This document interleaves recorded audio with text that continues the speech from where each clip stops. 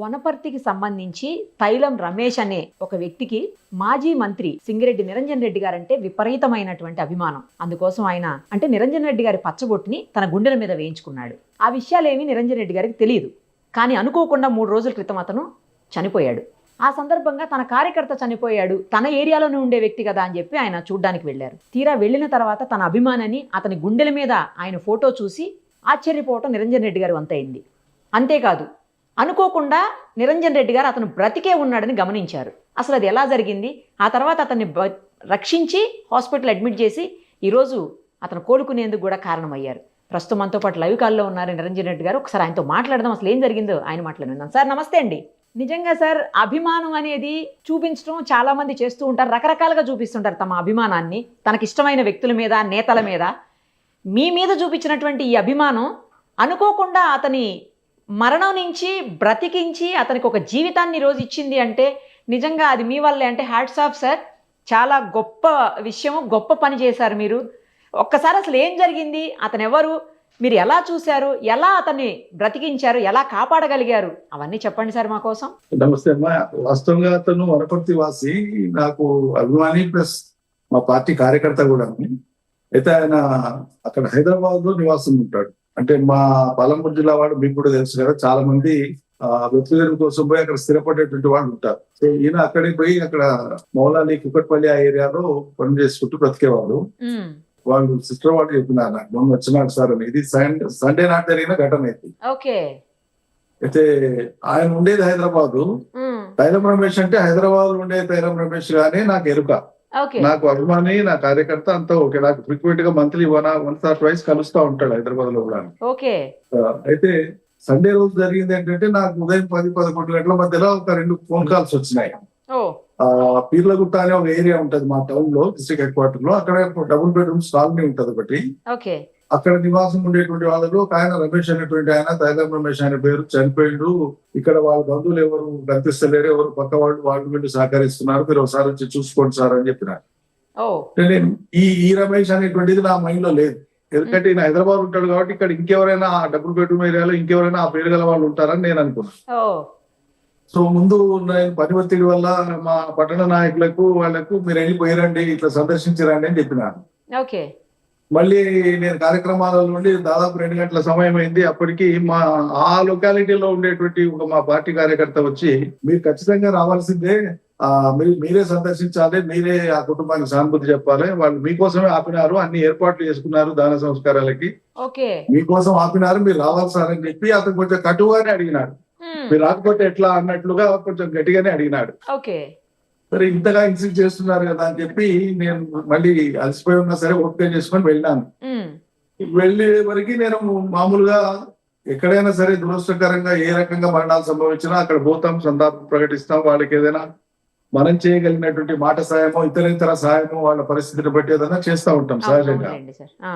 So నేను అక్కడికి వెళ్ళి శవానికి దండ వేయడానికి దండ తీసి అట్లా చూస్తే, ఈయన నా పార్టీ కార్యకర్త అయినటువంటి హైదరాబాద్ లో నివసించే తైలం రమేష్ గా నేను గుర్తించి, ఈయన ఇక్కడికి ఎందుకు వచ్చినాడు, ఎప్పుడు వచ్చినాడు, అసలు ఎట్లా జరిగింది, నేను ప్రశ్నల మీద ప్రశ్నలు వేస్తున్నా. షాక్ గురై వేస్తే వాళ్ళు పక్కల లేడీస్ ఎవరైతే ఉన్నారో వాళ్ళ కజిన్ వాళ్ళకి సంబంధించినటువంటి వాళ్ళు, అతని కొడుకు పిల్లోడు 17-18 ఇయర్స్ పిల్లోడు కూడా ఉంటాడు.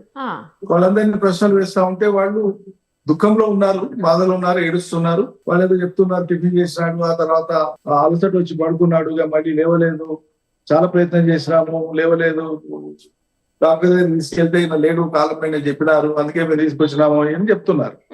ఈ సంభాషణ జరిగేటువంటి ఆ 3-4 నిమిషాల లోపే నాతో పాటు వచ్చినటువంటి మా ఇంకో నాయకుడు మండల నరసింహ అని శ్రీనివాసపురం పక్కనే ఉండే వనపర్తి మున్సిపాలిటీలోనే ఒక గ్రామం అది. అతను నాతో పాటు ఉన్నాడు. అతను తదేకంగా శవాన్ని చూసి ఆయన గమనించి, ఈ ఉదర భాగం అయితే పొట్ట భాగం ఉంటుందో పైన కదులుతా ఉంది. సో మనిషి ఊపిరి తీసుకుంటే ఎట్లయితే మనకు ఆ కదలిక కనిపిస్తుందో ఆ కదలిక ఉంది, కానీ తక్కువ మోతాదులో ఉంది. చాలా సూక్ష్మంగా పరిశీలిస్తే తప్ప అర్థం కాదు. సో అతను సూక్ష్మ పరిశీలనతో, సార్ మీరు ఒకసారి గమనించండి, కదులుతా ఉంది, పుట్ట కదులుతా ఉంది అంటే నేను చూస్తానంటే కదులుతా ఉంది నిజంగానే. నేను వెంబడే మీరు దండలు తీసేయండి అని దండలు తీసేపించి ఆ గది చిన్న గది, డబుల్ బెడ్రూమ్ లో గది. ఆ గదిలో వాళ్ళంతా ఉన్నారు. నేను చాలా గట్టిగా కేకలు వేసిన, రమేష్ రమేష్ రమేష్ అని 5-6 సార్లు గట్టిగా, చాలా గట్టిగా కేకలు వేసిన. ఉమ్, అతనికి ఎట్లా వినిపించిందో ఏంటో తెలియదు. అక్కడే అద్భుతం జరిగింది. అదే కళ్ళు తెరవలేదు కానీ కళ్ళు మూసుకున్నా కనుగుడ్లు లోపల ఆడిస్తే మనకు తెలిసిపోతుంది. కరెక్ట్ సార్, అటు ఇటు తిరిపితే తెలుస్తుంది. ఎస్. సో కళ్ళు కదిలించింది, నాకు స్పష్టంగా అర్థమైంది. ఓ, నేను అన్నాను, ఇతను బ్రతికున్నాడు, మీకు చనిపోయిందని మీరు భ్రమపడ్డారో పొరపడ్డారో జరిగింది, తక్షణం ఆసుపత్రికి తరలిద్దాం, ఇతను బ్రతికే ఉన్నాడు అని చెప్పి నేను వాళ్ళని ఇన్సిస్ట్ చేసి ఇమీడియట్ గా అంబులెన్స్ కాల్ చేసి మా వాళ్ళని వెంబడి పెట్టి హాస్పిటల్ కి పంపించేసినాను. ఓ, సూపర్. హాస్పిటల్ కి వెళ్ళినాక ఒక 2 అవర్స్ తర్వాత అతను అపస్మారక స్థితి నుంచి బయటకు వచ్చినాడు. ఓ, మొదటిసారి 2 అవర్స్ తర్వాత పక్కన ఉండేటువంటి అటెండెంట్ నాకు ఫోన్ లో మాట్లాడిపించినాడు. ఓ, ఆ తర్వాత మళ్ళీ ఒక 2 అవర్స్ కి పర్ఫెక్ట్ గా మాట్లాడినాడు. Good good. అక్కడ డాక్టర్స్ ఎటుకైనా మంచిది అని చెప్పి పరీక్ష చేసిన వాళ్ళు సారి ఒక 40-45 రోజుల క్రితం స్టెంట్ వేయించుకున్నాడు గుండెకి. ఓ, కొంత ఆయనకు మెరుగైన వైద్యం అవసరం కాబట్టి ఇక్కడ వీలు కాదు, హైదరాబాద్ పంపిద్దాం సార్ నిమ్స్ కంటే, అట్లే నిమ్స్ కి రెఫర్ చేయండి అని నిమ్స్ అధికారులతో కూడా మాట్లాడి కోఆర్డినేట్ చేసి ఇతను ఎలాగానే అక్కడ వాళ్ళు అడ్మిట్ చేసుకొని ట్రీట్మెంట్ చేసేటట్టు కోఆర్డినేట్ చేసినాము. ఓ, ఫార్చునేట్లీ నిమ్స్ లో మంచి ట్రీట్మెంట్ అయింది. నిన్న నైటే డిశ్చార్జ్ చేస్తామన్నారు.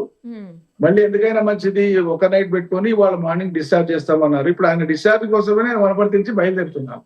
ఓ, ఈ లోపల సూపర్ మీకు సార్. వచ్చింది. సూపర్ సార్, రియల్లీ గ్రేట్ అసలు. మీరు నాదేం మీరు ఉందమ్మా. మీరు చూసేసరికి మానవ మాతృడిగా నా ప్రయత్నం చేసిన ఆయన అదృష్టవంతుడు, ఆయన చిరంజీవి నిజం చెప్పాలంటే.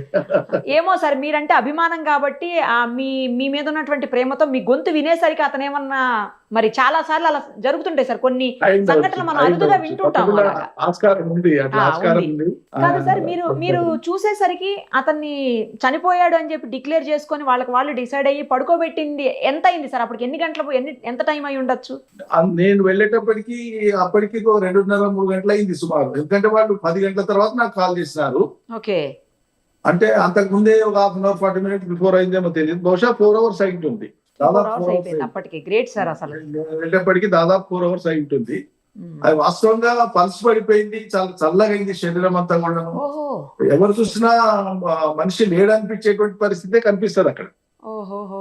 పాపం వాళ్ళు కుటుంబ సభ్యులు వాళ్ళు కూడా నేను ఒకసారి ఆయన బ్రతికే ఉన్నాడు మీరు అట్లెట్లా చేసిన కొంచెం గట్టిగా గల్మాయించి కోపడితే వాళ్ళు పాపం గిల్టీగా ఫీల్ అవుతున్నారు. అయ్యో మేము మా అజాగ్రత్త వల్ల నిజంగానే నిరుప్రాణం పోతుండేమో అంత్యక్రియలకి వెళ్ళింటే కనుక అని చెప్పి వాళ్ళు షాక్ గురైనారు.